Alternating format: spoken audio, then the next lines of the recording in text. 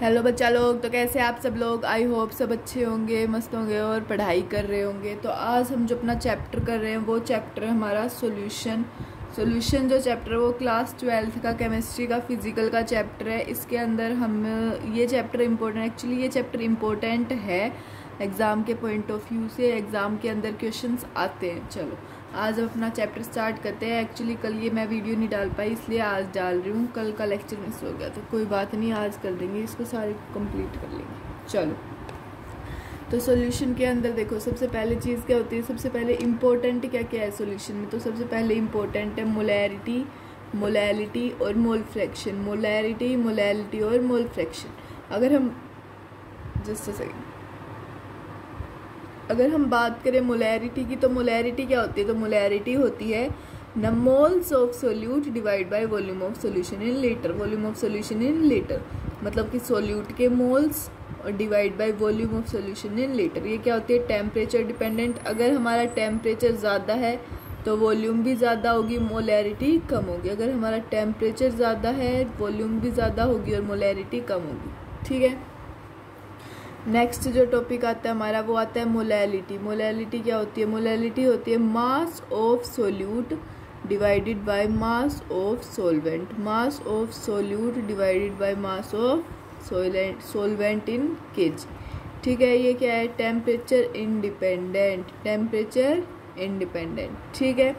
चलो अगली बात होती है हमारी मोल फ्रैक्शन की। मोल फ्रैक्शन क्या होता है, इसको हम डिनोट करते हैं काई से। मोल फ्रैक्शन को हम किससे डिनोट करते हैं, काई से। तो काई क्या है, काई ए का, तो ये हो जाएगा Na, number of moles of A divided by total moles, number of moles of A plus number of moles of B. ठीक है। काई बी की बात करें तो ऊपर आ जाएगा काई बी और divided by total number of moles, chi B नहीं N B divide by Na plus N B. ठीक है।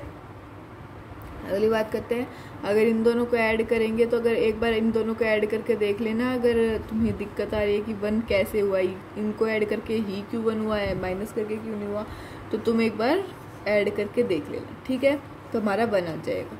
चलो अगली बात करते हैं हम हेनरीज लॉ की। हेनरीज लॉ क्या कहता है, ये कहता है जो पार्शियल प्रेशर ऑफ गैस होता है ना वो डायरेक्टली प्रोपोर्शनल होता है सोल्यूबिलिटी के। जो पार्शियल प्रेशर गैस है वो क्या है, डायरेक्टली प्रोपोर्शनल है सोल्यूबिलिटी के। ये हमारी सोल्यूबिलिटी क्या होती है, गैस लिक्विड होते हैं, मतलब लिक्विड के अंदर जब गैस इन्वॉल्व होती है तो वो क्या हो जाती है, हमारी सोल्यूबिलिटी। चलो जो pressure of gas, partial pressure of gas directly proportional to solubility, तो Pg is equal to KH chi जी। ठीक है। मोल फ्रैक्शन मतलब कि सोल्यूबिलिटी जो भी।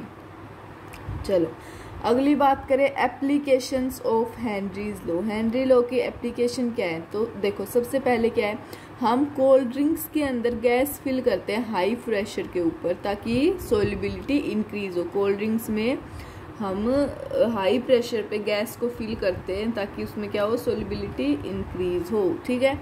अगर हमारा दूसरी है, फर्स्ट होगी, अगर हमारी सोल्यूबिलिटी कम है, नहीं अगर हमारा प्रेशर कम है तो हमारी सोल्यूबिलिटी भी कम होगी। तो हम क्या करेंगे, हमें ना ऑक्सीजन नहीं मिल पाएगा, हमारी ऑक्सीजन की कमी होने लगी। तो यहाँ पे बहुत ज़्यादा चांसेस, कहाँ पे, माउंटेन्स के अंदर बहुत ज़्यादा चांसेस है कि हम पहाड़ों पे जब चढ़ते हैं ना तब कि हम है ना, हमें एक डिजीज़ हो जाती है जिसको हम कहते हैं एनोक्सिया। और एनोक्सिया में क्या होता है, मेंटल और फिजिकल वीकनेस होती है। एनोक्सिया में मेंटल और फिजिकल वीकनेस होती है। ठीक है। अगली बात करते हैं स्कूबा डाइवर्स की। स्कूबा डाइवर्स के अंदर क्या होता है, ये ऐसे डाइवर्स जो कैरी करे N2 को और O2 को टैंक में। मतलब डाइवर्स क्या होते हैं ना, वो कैरी करते हैं N2 नाइट्रोजन को और ऑक्सीजन को अपने टैंक में लेके जाते हैं। तो जो प्रेशर अगर इंक्रीज होगा जब उसके अंदर नदी में जाएंगे या समुद्र में जाएंगे, ओशन में जाएंगे तो क्या होगा, प्रेशर इंक्रीज होगा और ऑक्सीजन बॉडी में जाता जाएगा। फिर ऑक्सीजन सोल्यूबल होने लगता है, बॉडी में जाता है तो ऑक्सीजन क्या होने लग जाएगा, सोल्यूबल हो जाएगा। तो वो इंसान ना वो ऊपर आने लगेगा ना, तो प्रेशर क्या होगा, डिक्रीज होगा और फिर N2 सोल्यूबल होने लग जाएगा और ना उसमें बैंड्स बनने लग जाते हैं। तब वो N2 सोल्यूबल होने लगता है ना तो बैंड्स बन जाते हैं और तभी हम N2 की जगह हमेशा हीलियम यूज़ करते हैं। N2 की हमेशा हम हीलियम यूज़ करते हैं क्योंकि हीलियम बहुत ज़्यादा कम सोल्यूबल होता है। हीलियम कम सोल्यूबल होता है तो बैंड्स इसमें नहीं फॉर्म होते। ठीक है, अगली बात करते हैं हम रोल्स लॉ की। रोल्स लॉ की बात करें तो रोल्स लॉ क्या कहता है, जो पार्शियल प्रेशर ऑफ ए है वो डायरेक्टली प्रोपोर्शनल है मोल फ्रैक्शन ऑफ ए के। जो पार्शियल प्रेशर ऑफ ए है ना वो क्या है, डायरेक्टली प्रोपोर्शनल होता है मोल फ्रैक्शन ऑफ ए के। ठीक है, जैसे P A is equal to X A होता है तो P B is directly proportional to X B. ठीक है, तो P A is equal to क्या आ गया, ये पी नोट। इसका क्या होता है, इसके अंदर constant P naught A, P naught A, तो P naught A X A, P B is equal to P naught B X B. Total क्या हो गया, P naught A X A plus P naught B X B. ठीक है, अगली बात करते हैं similarity between Henry law and Raoult's law.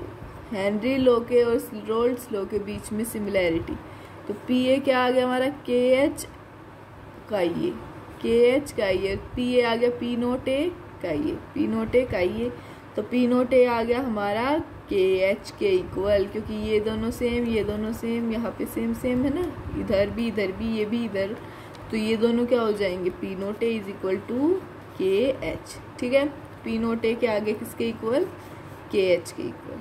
चलो अगली बात करते हैं रोल्स लॉ की। किसकी बात करते हैं, रोल्स लॉ की। तो रोल्स लॉ के अंदर क्या होता है, non volatile solute. Roles law में होता है नॉन वोलेटाइल सोल्यूट, भाप ना बने, जिसके अंदर कोई भी भाप नहीं बनती है। नॉन वोलेटाइल सोल्यूट में भाप नहीं बनती है हमारी। ठीक है, ये चैप्टर बेटा इतना बड़ा नहीं है, ये चैप्टर कम से कम अपना 20-25 मिनट में ख़त्म हो जाएगा, और उससे पहले ही हो जाएगा मेरे को यूँ लग रहा है, क्योंकि मैंने इतनी ज़्यादा डिटेल्स ऐड नहीं की। मैंने जो बस काम की बातें थी जो पेपर के अंदर आ सकती थी वो की, और ना ही मैंने यहाँ पे क्वेश्चन करवाए। यहाँ पे मैंने सिर्फ और सिर्फ आपको थ्योरी वाला पार्ट करवाया है।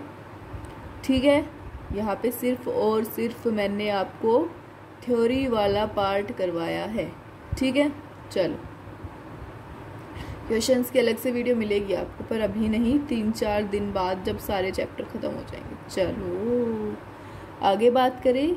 चलो देखो, जो पीबी है वो क्या हो जाएगा, सॉलिड है, तो ये क्या बन जाएगा, ज़ीरो हो जाएगा। पीबी हमारा सॉलिड है, तो सॉलिड है तो ये ज़ीरो हो जाएगा। तो P A is equal to P naught A X A, P B is equal to P naught B X B. ये किसके इक्वल आ गया, ज़ीरो के। तो पी टोटल कितना आ गया हमारा, P naught A X A, P naught A X. ठीक है, अगर हम ग्राफ की बात करें तो P naught A P A is equal to P naught A X A. तो देखो, जब हमारा एक्स ए 0 होगा तो एक्स बी क्या हो जाएगा, 1 होगा। एक्स ए 0 होगा तो एक्स बी 1, तो यहाँ पे 0 पे, यहाँ पे 0 पे कर दिया। चलो यहाँ पे एक्स बी 1 होगा ना, तो इधर ये 1 एक्स बी। ठीक, यहाँ पे एक्स ए 1 होगा, एक्स ए 1 कर दिया, और एक्स बी 0 होगा, तो ये ऐसे बन गया। ये पार्शियल प्रेशर ऑफ ए, नहीं ये पी ए और ये पी ए और ये पी बी। ठीक है, ये पी बी, ये पी ए, ये क्या आ गया हमारा, P total P naught A X A plus P naught B X B. चलो आ गया समझ में। अगली बात करते हैं हम आइडियल सॉल्यूशन और नॉन आइडियल सॉल्यूशन की। आइडियल सॉल्यूशन की और नॉन आइडियल सॉल्यूशन की। तो आइडियल सॉल्यूशन क्या कहता है, वो फॉलो करता है रोल्स लॉ। जो रोल्स लॉ को फॉलो करे वो होगा हमारा आइडियल सॉल्यूशन, और जो नहीं करे वो होगा नॉन आइडियल सॉल्यूशन, वो होगा नॉन आइडियल सॉल्यूशन। ठीक है, ए जो है वो क्या होता है, मतलब कि जो ए और ए के बीच में बॉन्ड होगा तो वो अप्रोक्सीमेटली इक्वल होगा बी बॉन्ड बी के, और वो अप्रोक्सीमेटली इक्वल होंगे ए बॉन्ड बी के, ए बी के। ठीक है, अगली बात करें नॉन आइडियल में, ए और बी नहीं होंगे इक्वल ए बी के। ठीक है, आइडियल सॉल्यूशन में जो हमारा डेल्टा एच मिक्स और डेल्टा वी मिक्स होता है वो क्या होता है, 0। डेल्टा एच मिक्स और delta V mix 0। Non ideal में डेल्टा एच मिक्स और delta V mix is not equal to 0, is not equal to 0। ठीक है, चलो आगे बात करते हैं। तो देखो, A B B is not equal to A B, A B B is not equal to A B. ठीक है, अब देखो दो की बात करते हैं। इसमें दो केसेस बनते हैं कि जो ए और बी है वो ग्रेटर देन ए बी है, और ए बी है वो लेस देन ए बी है। तो पहले ग्रेटर देन वाले की बात करते हैं। तो उसके अंदर क्या होता है, इसके अंदर पॉजिटिव डेविएशन होती है फ्रॉम रोल्स लॉ से, positive deviation from Raoult's law. तो जो डेल्टा एच मिक्स है वो ग्रेटर देन 0, जो डेल्टा एच मिक्स है वो क्या होता है, ग्रेटर देन 0, और डेल्टा वी मिक्स भी ग्रेटर देन 0। तो P A is greater than P naught A X A, P A is greater than P naught A X A, P B is greater than P naught B X B, P naught B X B. ठीक है, जो A B B less than A B की बात करें तो क्या होगा, negative deviation from Raoult's law, negative deviation from Raoult's law. तो इसके अंदर क्या हो जाएगा, delta H mix less than 0, delta V mix less than 0, और P A is less than P naught A X A, P B is less than P naught B X B, P naught B X B. ठीक है, अगली बात करते हैं azeotropes की। किसकी बात करते हैं, एजियोट्रोप्स की। तो देखो इसके अंदर क्या है, कुछ मिक्सचर हैं जिनको हम कहते हैं कांस्टेंट बॉइलिंग मिक्सचर, जो हम सेपरेट नहीं कर सकते फ्रैक्शनल डिस्टिलेशन से, उनको हम कहते हैं एजियोट्रोप। ऐसे mixture some mixtures called constant boiling mixture। कौन से मिक्सचर, constant boiling mixture, जो हम सेपरेट नहीं कर सकते फ्रैक्शनल डिस्टिलेशन से, जो हम सेपरेट नहीं कर सकते फ्रैक्शनल डिस्टिलेशन से। ठीक है, अगली बात आती है एजियोट्रोप्स की। अगली बात किसकी आती है, एजियोट्रोप्स की। मतलब एजियोट्रोप्स ही पढ़ रहे हैं तो इसके वो पॉइंट्स की कि जिसका अगर मिनिमम बॉइलिंग पॉइंट होगा तो वो क्या शो करेगा, positive deviation. Minimum boiling point होगा तो पॉजिटिव डेविएशन शो करेगा, और मैक्सिमम बॉइलिंग पॉइंट होगा तो नेगेटिव डेविएशन शो करेगा। ठीक है, अगली बात आती है हमारी कोलिगेटिव प्रॉपर्टीज की। किसकी बात आती है, कोलिगेटिव प्रॉपर्टीज की। तो ये क्या होते हैं, नंबर ऑफ पार्टिकल्स पे डिपेंड करती है। जो हमारी कोलिगेटिव प्रॉपर्टीज होती है ना, वो क्या होती है, नंबर ऑफ पार्टिकल्स पे डिपेंड करती है। 4 तरह की कोलिगेटिव प्रॉपर्टीज होती हैं। फर्स्ट जो है वो क्या है, elevation in boiling point, second क्या है, डिप्रेशन इन बॉइलिंग पॉइंट, और थर्ड क्या है, relative lowering in vapour pressure, relative lowering in vapour pressure, और फोर्थ है हमारा ओस्मोटिक प्रेशर। फोर्थ क्या है, ओस्मोटिक प्रेशर। ठीक है, तो डेल्टा टीबी क्या आ गया, के बी एम। डेल्टा टीबी हमारा क्या आ गया, के बी एम। तो एम क्या होता है, मोलैलिटी, एम क्या होता है हमारा, मोलैलिटी, और के बी क्या होता है, मोलर एलिवेशन कांस्टेंट।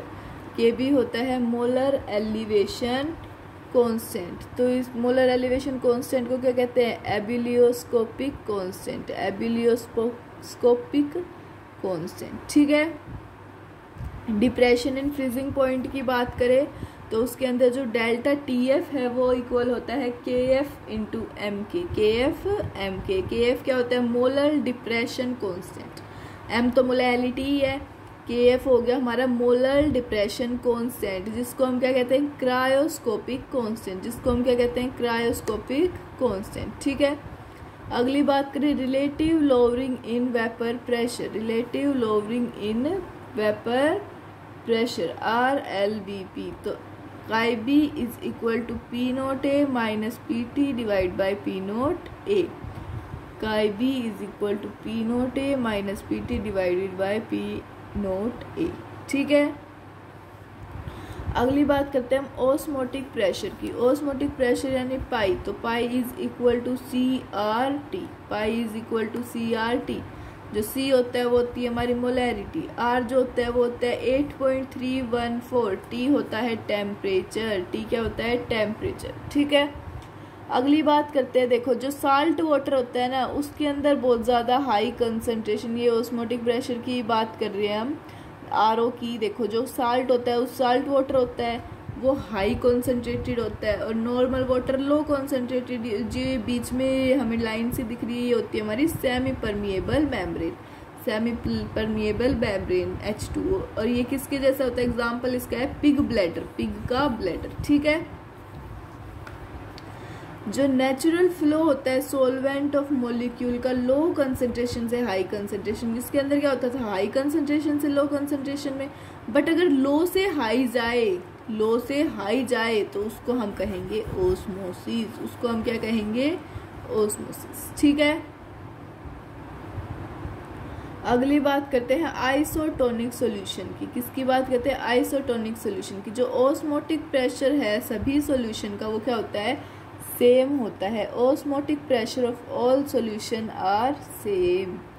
ठीक है, अगली बात, और आइसोटोनिक हो गया तो अब हम आगे बढ़ते हैं हाइपरटोनिक की। देखो बेटा, मैं आपको फिर से बता रही हूँ, अगर आपको कोई भी डाउट हो, कुछ भी डिस्कस करना हो, तो आप नीचे लिंक दी गई है टेलीग्राम की, उस चैनल को ज्वाइन कर लो और इंस्टाग्राम पे डीएम कर देना, या फिर हाँ फॉलो तो कर ही लियो यार, इंस्टाग्राम पे डीएम कर देना कि क्या क्या करना है। ठीक है, मतलब क्या पूछना है, कोई भी डाउट पूछना हो तो। ठीक है, चलो अगली बात आती है हाइपरटोनिक सॉल्यूशन की। हाइपरटोनिक सॉल्यूशन में क्या होता है? जो प्रेशर ऑफ ए होता है वो मोर देन बी होता है, तो ए क्या होगा? हाइपरटोनिक। अगर ए और बी का प्रेशर दे रखे हैं तो ए का प्रेशर अगर ज़्यादा होगा बी से तो वो होगा हाइपरटोनिक, अगर बी ज़्यादा होगा तो वो होगा हाइपोटोनिक, अगर बी का ज़्यादा होगा तो हाइपोटोनिक। ठीक है, अब अगली बात आती है रिवर्स ऑस्मोसिस की। रिवर्स ऑस्मोसिस क्या होता है? इसके अंदर जो होता है ना, सी वाटर से क्या होता है? प्योरीफाई होता है और क्या बन जाता है? हमारा वाटर बन जाता है। सी वाटर से प्योरीफाई होके वाटर बन जाता है। अब इसके अंदर क्या होगी प्रोसेस? यहाँ पे प्रेशर 6 लगा, यहाँ पे प्रेशर 4 लगा, तो क्या हो रही थी? ऐसे हो रही थी, ऐसे हो रही थी, पर प्रेशर इतना ज़्यादा लगने की वजह से ऐसे हो जाएगी, ऐसे। ठीक है, सी वाटर से प्योर वाटर। जब pressure greater than osmotic pressure, जब प्रेशर ऑस्मोटिक प्रेशर से ज़्यादा होगा, मतलब ज़्यादा लगाया जाएगा, तो जो वाटर मॉलिक्यूल्स हैं वो हाई कंसंट्रेशन से लो कंसंट्रेशन की तरफ जाएंगे। अगर लो से हाई जाते हैं तो ऑस्मोसिस, अगर हाई कंसंट्रेशन से लो कंसंट्रेशन की तरफ जाते हैं तो रिवर्स ऑस्मोसिस। तो रिवर्स ऑस्मोसिस। ठीक है, चलो अगली बात करते हैं हम अबनॉर्मल मोलर मास की। किसकी बात करते हैं? एबनॉर्मल मोलर मास की। इसके अंदर क्या होता है? जो हमारा डेल्टा टीबी है वो इज इक्वल टू होता है के बी इंटू एम की। जो हमारा डेल्टा टीबी है वो इक्वल है के बी एम के। तो अगर हमने ये ले लिया 2 तो ये के बी इंटू मोलर मास, ये क्या होता है? के बी इंटू मोलर मास। चलो कैसे आएगा 2? हमारा के बी देखो यहाँ पे दे रखा है, बॉइलिंग पॉइंट इनिशियल दे दिया 100 डिग्री, बॉइलिंग पॉइंट फाइनल दे दिया 102 डिग्री। तो टीबी आ गया हमारा, डेल्टा टीबी आ गया, इसमें से ये गया तो 2, तो के बी इंटू मोलर मास। चलो अगली बात करते हैं। हमने फाइंड किया इससे कि जो मोलर मास होता है, हमने इससे मोलर मास को फाइंड किया, but it is coming wrong. ये क्या हो रहा है? ये गलत आ रहा है। तो हम सोच रहे हैं कि ये क्या है? एबनॉर्मल है। तो हम सोचते हैं कि ये क्या है? एबनॉर्मल है, क्योंकि ये सारी कोलिगेटिव प्रॉपर्टीज़ हैं और ये डिपेंड करती है नंबर ऑफ पार्टिकल्स से। और साल्ट के अंदर यहाँ पे 2 मॉलिक्यूल होते हैं, तो हमें 2 से मल्टीप्लाई करना पड़ेगा, तो हमें आंसर मिल जाएगा एक्यूरेट। हमें क्या आंसर मिलेगा? एक्यूरेट आंसर मिलेगा, क्योंकि साल्ट में क्या होते हैं? 2 मॉलिक्यूल, तो 2 से मल्टीप्लाई करेंगे। अगर हम 1 में ही रखेंगे तो हमारा गलत आंसर आएगा। ठीक है, आ गया समझ में? चलो अगली बात करते हैं वेंट ऑफ की। वेंट ऑफ में क्या होता है? इसको हम आई से डिनोट करते हैं। सारे कोलिगेटिव प्रॉपर्टीज़ के लिख दिए मैंने। Delta T B is equal to K B into M I, delta T F is equal to K F M I, pi is equal to C R T I, P naught A minus P T divide by P naught A is equal to molar fraction of B into I. ठीक है, अगली बात करते हैं dissociation की। Dissociation में क्या होता है? जो आई है वो इक्वल होता है 1 plus N minus 1 into alpha. Dissociation होता है हमारा I is equal to 1 plus N minus 1 into alpha. Dissociation क्या होता है? I is equal to 1 plus N minus 1 into alpha. ठीक है, एसोसिएशन क्या होता है? I is equal to 1 plus into 1 by n minus 1 into alpha, 1 plus 1 by n minus 1 into alpha. ठीक है, अगर बात करें अल्फा की, तो अल्फा क्या होता है? डिग्री ऑफ डिसोसिएशन होता है। अल्फा हमारा डिग्री ऑफ डिसोसिएशन होता है। अल्फा इज इक्वल टू है परसेंट ऑफ डिसोसिएशन या फिर एसोसिएशन। क्या है? परसेंट ऑफ डिसोसिएशन या फिर association divide by 100 divide by 100, alpha की वैल्यू क्या आ गई 1, अल्फ़ा की वैल्यू 1। ठीक है, अब जो लास्ट फॉर्मूला आता है हमारे पास वो ये आता है कि जो अल्फ़ा होता है वो होता है अंडर रूट में के ए बाय मोलैरिटी, और के हमारा होता है डिसोसिएशन कांस्टेंट, के होता है हमारा डिसोसिएशन कांस्टेंट। ठीक है बच्चों, चलो आज आपका जो ये चैप्टर है सॉल्यूशन वो हमारा कंप्लीट होता है। लगभग हमने 20 मिनट में ये चैप्टर कंप्लीट कर लिया है। तो मिलते हैं हम नेक्स्ट क्लास में। अच्छे से पढ़ना और इसके क्वेश्चंस भी सोल्व करना। अगर आपको यूँ लग रहा है कि क्वेश्चन सभी करने हैं तो मैं वहाँ पे टेलीग्राम पे डाल दूँगी, मेरे को मैसेज कर देना, मतलब कि ग्रुप के ऊपर मैसेज कर देना, या फिर इंस्टाग्राम पे मैं आपको PDF प्रोवाइड कर दूँगी। चलो ठीक है, तो मिलते हैं बच्चे लोग अपने नेक्स्ट क्लास में। आज ये थोड़ी डिले हो गई थी, कल की जगह आज देनी पड़ी, पर आज वाली भी केमिस्ट्री की क्लास आएगी। ठीक है, चलो चलते हैं तो। और हाँ, ये सब्सक्राइब ज़रूर कर देना और लाइक कमेंट और शेयर करके ज़रूर जाना, क्योंकि बेटा अभी अभी चैनल बनाया है ना, कुछ दिन पहले, तो होता नहीं है कुछ भी जल्दी से, तो आप सब्सक्राइब ज़रूर करना। ठीक है, चलो मिलते हैं फिर। Thank you so much, tata bye bye.